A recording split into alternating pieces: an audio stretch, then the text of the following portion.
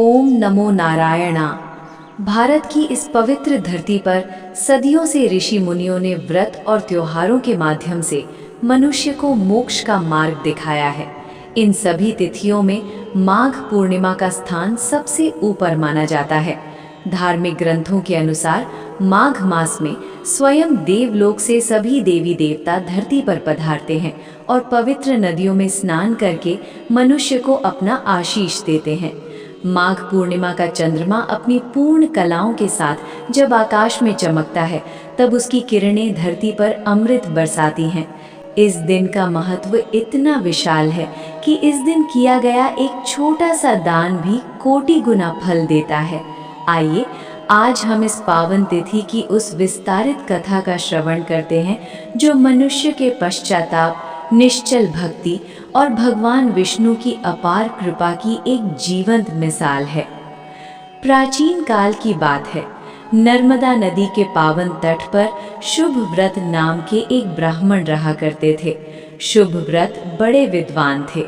उन्हें वेदों का ज्ञान था, पुराणों की गहरी समझ थी, लेकिन उनका मन हमेशा धन दौलत और सांसारिक मोह माया में फंसा रहता था। उन्होंने अपना सारा जीवन सिर्फ संपत्ति इकट्ठा करने और उसे बचाने में लगा दिया। वो भूल गए कि ये शरीर नश्वर है और मृत्यु के बाद साथ सिर्फ पुण्य कर्म ही जाते हैं। समय अपनी गति से निकलता गया और शुभ व्रत बूढ़े हो गए। जब उनका शरीर कमजोर होने लगा और उन्हें अपनी मृत्यु निकट दिखाई देने लगी, तब उन्हें घोर पश्चाताप हुआ। उन्हें लगा कि उनका हाथ खाली है और उन्होंने अपने प्रभु के लिए कुछ नहीं किया। इस दुख और रोग की वजह से उनका मन व्याकुल हो उठा और उनकी आंखों से आंसू बहने लगे। उन्होंने थरथराती आवाज में प्रभु से प्रार्थना की कि हे नारायण, मुझ अपराधी को क्षमा करो। मुझे एक मौका दो कि मैं अपने पापों का प्रायश्चित कर सकूं। तभी उन्हें ज्ञानी पुरुषों से माघ मास की महिमा सुनने को मिली कि इस मास में स्नान और व्रत करने से लोहे जैसा पापी भी सोने जैसा शुद्ध हो जाता है। शुभ व्रत ने निर्णय लिया कि वो अपने बचे हुए क्षणों को माघ स्नान में लगाएंगे।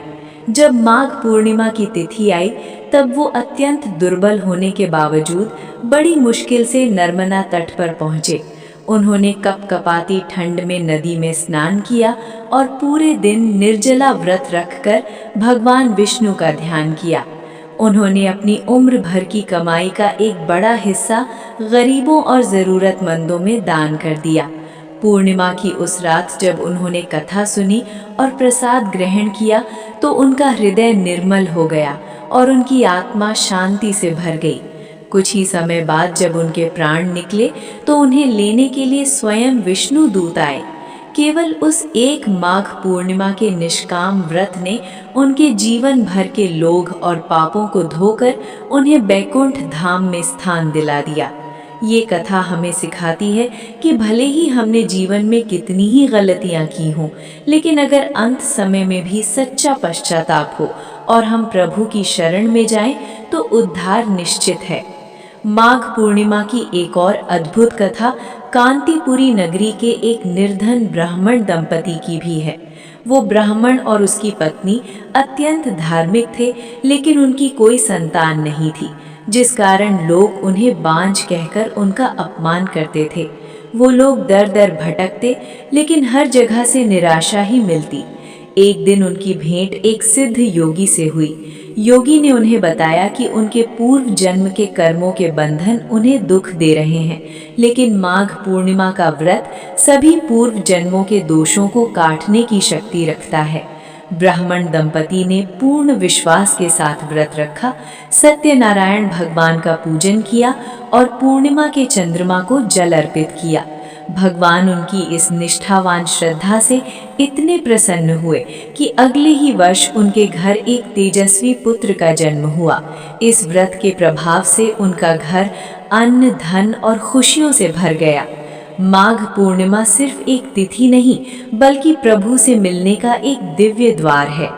इस पवित्र दिन का महत्व बताते हुए शास्त्रों में लिखा है कि जो भी भक्त इस दिन सुबह जल्दी उठकर किसी पवित्र नदी में स्नान करता है या घर पर ही जल में गंगा जल मिलाकर स्नान करता है, उसके जन्मों जन्मांतर के पाप नष्ट हो जाते हैं।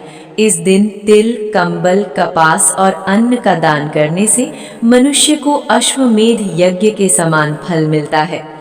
माघ पूर्णिमा पर भगवान विष्णु और माता लक्ष्मी की संयुक्त पूजा करने से दरिद्रता हमेशा के लिए घर से विदा हो जाती है।